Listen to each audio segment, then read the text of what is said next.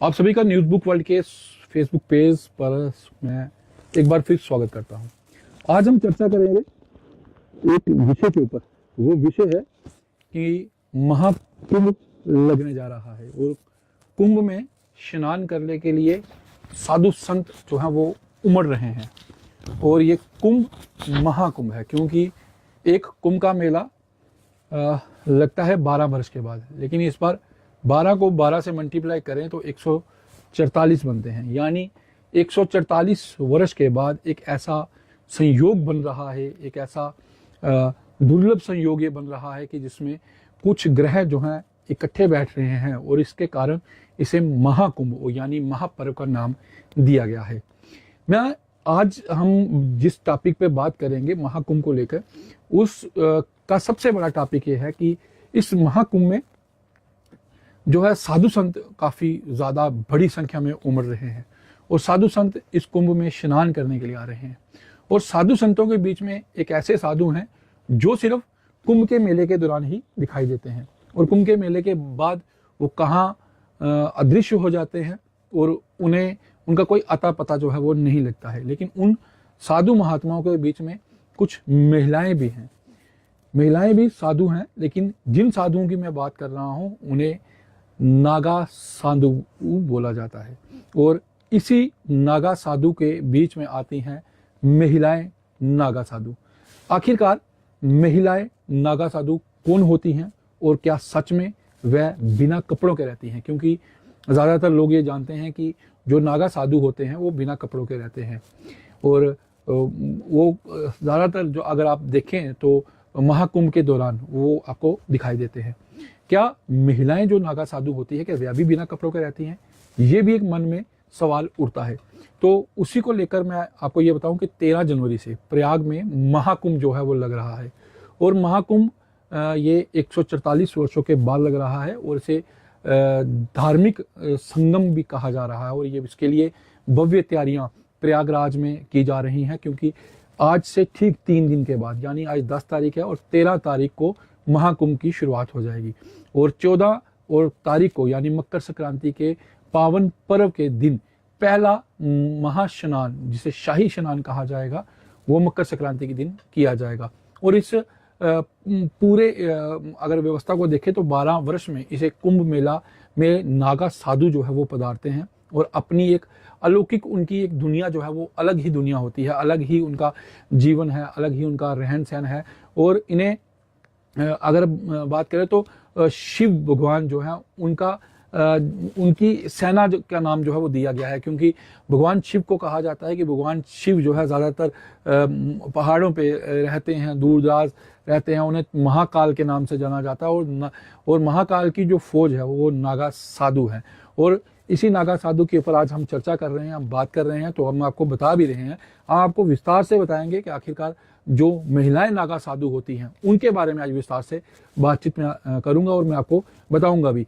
मैं आपको बताऊं कि जो ये नागा साधु होते हैं ये तपस्वी और मानसिक रूप से बलवान भी होते हैं। और इतिहास कहता है कि 8वीं सदी में यानी 8वीं सदी में शंकराचार्य जो गुरु थे उन्होंने नागा साधुओं की जो है ये नागा साधु को बनाया था और इनको बनाने का मकसद था हिंदू धर्म का सैनिक इनको नियुक्त किया गया था और इनका उद्देश्य धर्म का प्रचार करना और धर्म का बचाव करना था। नागा साधु की अगर बात करें तो कुंभ जैसे धार्मिक कार्य में ये दिखते हैं और इसके बाद ये जो है अदृश्य हो जाते हैं और उसके बाद कहीं पे भी नजर नहीं आते हैं। आपको ये जानकर भी एक हैरानी होगी कि महिलाएं भी नागा साधु होती हैं। नागा साधु तो होते हैं लेकिन महिलाएं भी नागा साधु होती है और उनका जीवन जो है काफ़ी कठिन होता है और किसी महिला को नागा साधु बनने के लिए बहुत कठिन रास्तों से जो है वो गुजरना पड़ता है।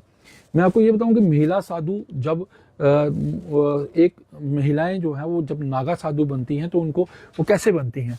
जो महिला नागा साधु का रूप धारण करती हैं उसे सबसे पहले गुरु से संन्यास मार्ग के लिए सीखना होता है और उसे दीक्षा लेनी होती है सन्यासी की और उसके बाद उसे अपने परिवार से अपने रिश्तेदारों से मोह त्यागना पड़ता है और उसके बाद नागा साधु का ये पहला चरण रहता है।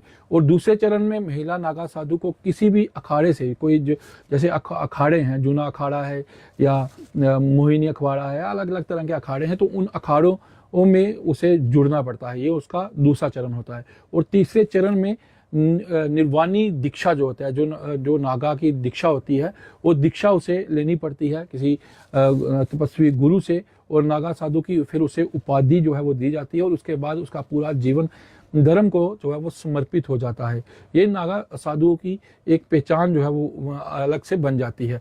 और इसके बाद उनको कठिन नियम जो है वो अपनाने होते हैं। और वो कौन कौन से नियम हैं? सबसे पहले जब कोई भी साधु बनता है या नागा साधु बनता है तो उसको आजीवन यानी पूरी जिंदगी उसको ब्रह्मचार्य का पालन करना पड़ता है। उसके बाद संसारिक सुख जो होते हैं, सुख सुविधाएं होती हैं, या परिवार या व्यक्तिगत या किसी भी तरह से जो इच्छाएं हैं, उनको त्यागना पड़ता है। और उसके बाद उन्हें ध्यान, योग, मौन जैसी साधनाएं हैं, उन साधनाओं को हर दिन जो है वो करना पड़ता है, ताकि उनका जो मन है वो कंट्रोल में रहे, कंट्रोल में रह सके। इसलिए ध्यान, योग, साधना, भजन जो है वो करना पड़ता है। उन्हें हर दिन ये चीज़ें करनी पड़ती है। और निवस्त्र का अर्थ यह है कि उनको वैराग्य और संसारिक बंधनों से मुक्ति जो है वो मुक्त होना पड़ता है।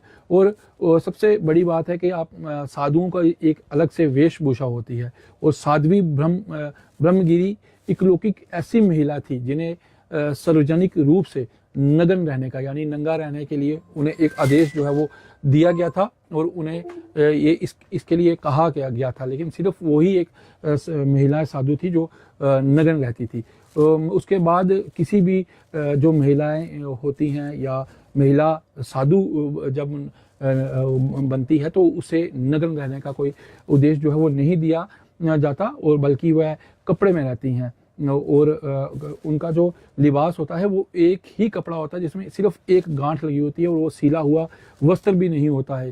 और उसके बाद कुंभ मेले के दौरान ये महिला नागा साधु जो है इनको दीक्षा भी दी जाती है। नागा साधु जो है कुंभ मेले में इनको कुंभ के दौरान जो है वो दीक्षा दी जाती है। गुरुमंत्र जिसे हम कहते हैं, वो गुरुमंत्र उन्हें दिया जाता है। और ज़्यादातर जो साधु हैं उन्हें कुंभ के दौरान, उन्हें साधु जो नया साधु अगर कोई बनता है तो वो कुंभ के मेले के दौरान जो है वो दीक्षा जो है वो मिलती है। और इसके बाद मैं आपको बताऊं कि ये जो साधु बनते हैं या महिलाएं नागा साधु बनती है, इनका अपना पिंडदान ये खुद कर देती हैं। जिसका पिंडदान का मतलब यह है या उसका अर्थ यह है कि उनके परिवार और समाज के रिश्ते जो होते हैं वो हमेशा के लिए ख़त्म हो जाते हैं। क्योंकि जो भी साधु सन्यासी जब बनता है तो वो अपना पिंडदान खुद ही कर देता है। क्योंकि हमारे धर्म के बीच में, सनातन के बीच में ये कहा गया है कि जब इंसान की मृत्यु होती है तो उसका पिंडदान जो है वो किया जाता है, उसके कर्म किए जाते हैं। और ये कहा जाता है कि जब व्यक्ति के कर्म अच्छे हो जाएं तो उसको आगे भी मोक्ष की जो है वो प्राप्ति होती है।